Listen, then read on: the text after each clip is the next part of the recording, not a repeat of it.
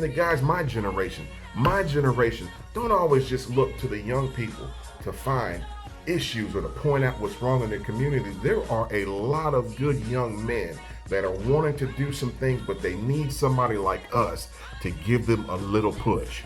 I just wanted to just throw these thoughts out here to you guys real quickly. They don't want to get real preachy, but I wanted to plant this seed that these young men need us. And we can't be there for them if we're sitting on our seat of do nothing, or if we're sitting in a position where we can't be transparent, we can't be real, we can't even share some of our failures. Because truth be told, some of us have had some very real failures in life. But guys, I just wanted to drop this video to you, and I wanted to put this out there. Let's dialogue. Let's talk about some things that we can do to bridge the gap between these young lions that have strength and that can carry on these visions and mantles that, you know, guys like Dr. Martin Luther King, these guys talked about.